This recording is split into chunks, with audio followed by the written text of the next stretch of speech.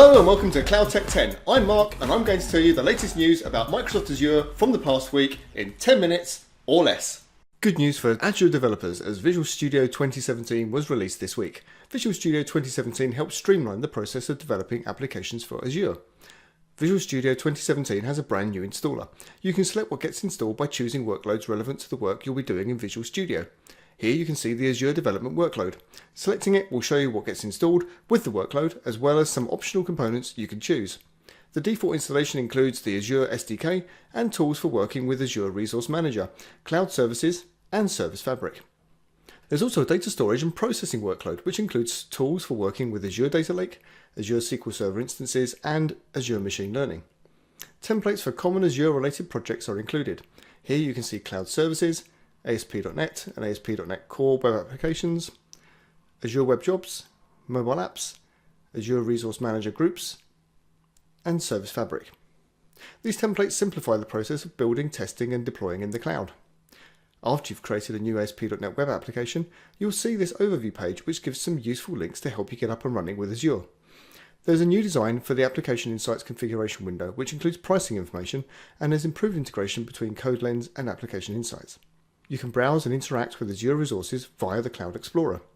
And you can quickly create Azure Resource Manager deployment templates and easily add new resources. There are just too many new features in Visual Studio 2017 to cover in a quick update like this one, so visit the visualstudio.com website, download today and find out more. Don't forget, the Community Edition of Visual Studio is free. In other Visual Studio and Azure related news, there's news on the preview of Azure Stream Analytics tools for Visual Studio. These tools provide project templates for Stream Analytics jobs, IntelliSense and syntax highlighting support when editing ASAQL files, local testing with sample data, monitoring of jobs that have been submitted to Azure, and the ability to view and update jobs through Visual Studio's Server Explorer. The tools can be downloaded today and support Visual Studio 2012, 2013 and 2015. Support for Visual Studio 2017 will be following soon. The Azure Data Lake Tools extension for Visual Studio Code has been updated. It now features an updated assembly registration, seamless integration with Azure Data Lake Store for browsing and previewing files in ADLS. Go-to definition and auto-format options have been added. Plus, there are some sample scripts to get you started. The extension is easily installed from the Extensions view in Visual Studio Code. Simply search for Azure Data Lake, select the Azure Data Lake tools, and click Install. Azure Storage Explorer has been updated to version 0.8.9. New features include automatic download of Storage Explorer when new versions are available, new features related to snapshots allowing you to create, manage, and promote snapshots from within the tool, and sign-in support for Azure China, Azure Germany, and Azure Government. NSolid has been added to the Azure Marketplace. NSolid is a Node.js runtime built for running enterprise-grade Node.js applications. It provides extra features such as vulnerability monitoring for Node.js packages, security policies, performance monitoring, and notifications. The Azure Marketplace offerings consist of two virtual machine images. One provides the NSolid console from where you monitor all of your Node.js applications. The second provides the NSolid runtime instances. Whilst we're on the subject of Node.js and JavaScript, a new Azure Storage JavaScript client library for browsers has been made available in preview. It supports all the same features as the existing Azure Storage client library for Node.js. The libraries are broken down so that you only need to load the relevant JavaScript library for table, blob, queue or file storage, depending on which Azure Storage features you need. It's currently been validated with Chrome version 55 and 56, Firefox version 50 and 51, Internet Explorer 11, and Microsoft Edge versions 38 and 39. Azure Resource Policy was announced in April 2016 as a way of being able to place controls around how Azure is used in your organization. Initially, configuration was performed via the command line, but support for Azure Resource Policy has now been added to the Preview portal. If you don't know about the Preview portal, it allows you to get early access to try out new features in the Azure portal. You can get to it by simply adding Preview to the start of the portal URL. Here's the Azure Resource Policy portal in action. You can see a list of policies already in effect, edit them, or create new ones. If I click on Add Assignment, I get a list of predefined policy definitions. If, for example, I select Allowed Locations, I then get a drop-down box that allows me to pick from a list of Azure regions that I want to restrict my deployments to. Likewise, if I choose Allowed Resource Types, then I can choose from a list of Azure resources that I want to allow. I can choose the scope of the policy, whether it gets applied to my whole Azure subscription, or I can apply it to just a particular resource group. And there we go, a new policy has been applied to my resource group.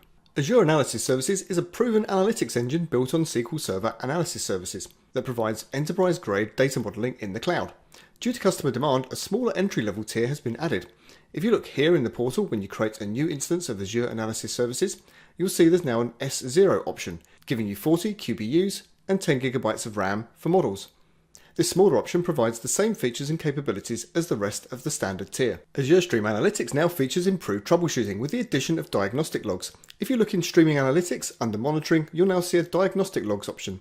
The logs can help diagnose problems such as data conversion and serialization errors, incompatible types, truncation of strings and precision issues during conversions, and errors such as divide by zero, overflows, etc. The diagnostic logs can be kept in Azure Storage or sent to Event Hubs or Log Analytics for further analysis. New offerings in Azure SQL Database include the addition of a new service tier, Premium RS. This is designed for high I/O workloads that don't require high levels of availability, so it's ideal for non-production environments.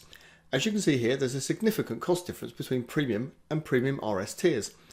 Also, you can see here that the portal has now been enhanced to include easier access to pricing information. And P11 and P15 premium databases, which previously had a maximum of 1 TB, now have the option of up to 4 TB of included storage. Azure SQL Data Warehouse also sees some enhancements, with the Polybase row width limit being increased from 32 KB to 1 MB, which will help with ingesting wide columns from sources such as Azure Storage Blobs or Azure Data Lake Store. And if you're new to Azure SQL Data Warehouse and want to learn more, this past week also saw the launch of a new free training course on the edX website. The course, Delivering a Data Warehouse in the Cloud, is self-paced and is broken down into 4 modules, covering key concepts and components of Azure SQL Data Warehouse, how to provision, connect to and manage the data warehouse, data distribution in massively parallel processing environments, and how to use Polybase, securing your SQL Data Warehouse, and integrating into a big data solution. And finally, in our roundup of data-related updates, Azure Data Factory received a whole bunch of updates over the past few weeks. These include changes to the data management gateway used to connect to on-premises data sources, with a new Oracle driver which will simplify installation and provide better throughput.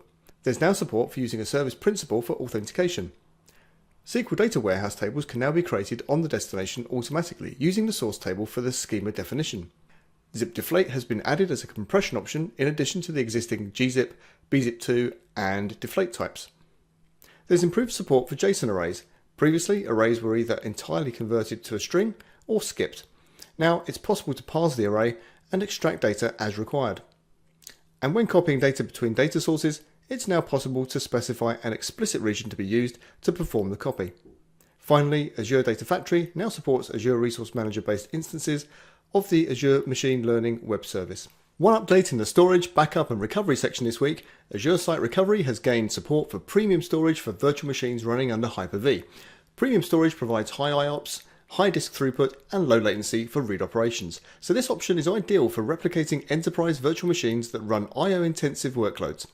In a failover scenario, virtual machines which have been replicated to premium storage will come up on Azure virtual machines running premium storage. The build-out of the UK Azure region continues with the arrival of Service Bus Premium messaging. You can see that with the premium tier selected, I now have the option of deploying to one of the 2 UK regions. That's all for Cloud Tech 10 this week. Don't forget, tell your friends, like, share and subscribe, or follow me on Twitter. I'll see you next week. Cheers for watching. Thanks for watching. If you enjoyed this video, don't forget to like, share, subscribe and follow me on Twitter for more.